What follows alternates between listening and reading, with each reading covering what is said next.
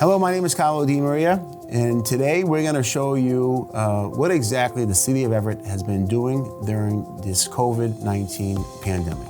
You'll hear from all of our different department heads, our unsung heroes, our volunteers. We hope that you are staying safe and really know that we are going to get through this together as a community. God bless and have a wonderful day. Hi, I'm with Sabrina Firicano, Director of Health and Human Services.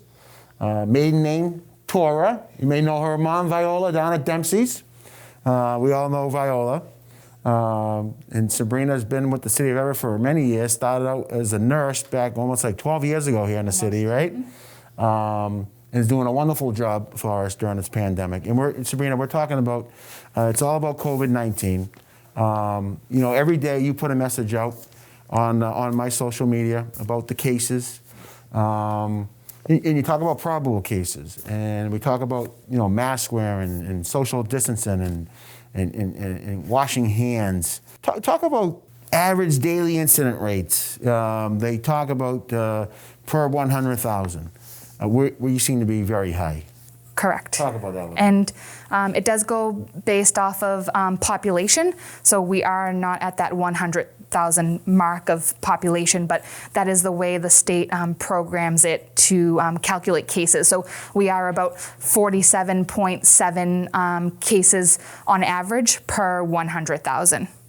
When the pandemic started in March, for those first few weeks as it got bad, what was our highest numbers? We were about 60 to 70 cases per day, sometimes a little bit higher, but that was roughly the norm, about 70 cases per day. You know, we're a gateway city. We have many mixed families. When I say mixed families, it could be your family and my family and someone else's family all living together in the same unit. Correct. And those units are pretty small. So transmission of the virus is droplet and is within that 6 feet distance. So if individuals are living together, they're probably sharing the same bathroom, very close contact with each other. We see that that's spreading more and more, that one person, it comes down with the virus, and then 6 or 7 other family members in the household also test positive.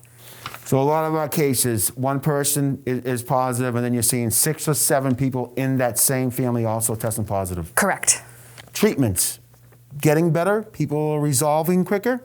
So what we're seeing is a lot more cases, but milder symptoms. So individuals, they may have no symptoms at all or have very mild cough symptoms or cold-like symptoms. So we're seeing that more and more. We're not seeing individuals going into the hospital and needing ventilators and things like that. That's what we've been seeing, and also what CHA and Everett has been seeing as well. A lot of more individuals, but less symptoms. Mortality rate dropping? Dropping.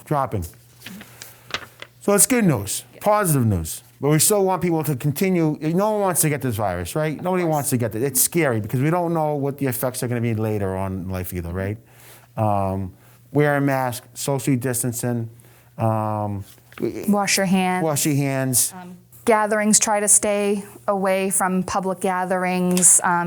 Even any family gatherings, the gathering limit is 10 or less. So you really want to make sure that you abide by those guidelines, just because that way the virus does not spread to your loved ones. Talk about contact tracing a little bit. Yep. So we contact trace through the local health department and then also through the state's contact tracing team. So any individual that tests positive, they will get a call from either the health department or the state contact tracing team asking them places where they may have been, people who they may have been in contact with, so that we can identify those individuals, have them be tested and also quarantined so that they're able to complete their quarantine process, and hopefully if they're a contact of a case, they do not contract the virus as well. It's really important to be tested.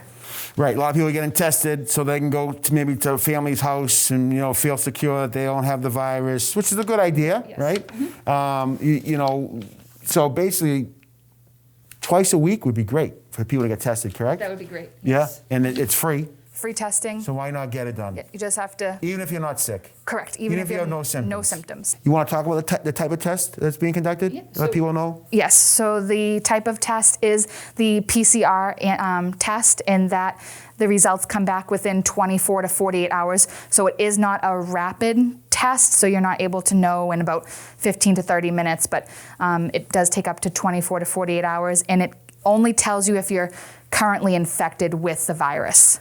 So I don't need an appointment for a test here in the city? Correct. Anything you want to just let people know as we wrap up with you today? Yeah, I think just for everyone to continually wear their mask properly, covering their nose and mouth, wash their hands, just be vigilant of their surroundings, make sure that they're following social distance, not gathering, not congregating as much as possible so that we can stop the spread. Yeah. Thank you very much for all your efforts. I mean, you've been on the clock since March. I don't think you've had a day off. I think you took a few days off just recently. Yes. But other than that, I didn't see your name come across on vacation at all. Always answering the phone. You're serving on the task force with the superintendent on the reopening committee. You're on all the calls that we're on with this, with the state. So we really appreciate everything that you've been doing. So we're here with Sabrina Firicano, Director of Health and Human Services, and we just want to thank her for all that she's been doing on behalf of our residents.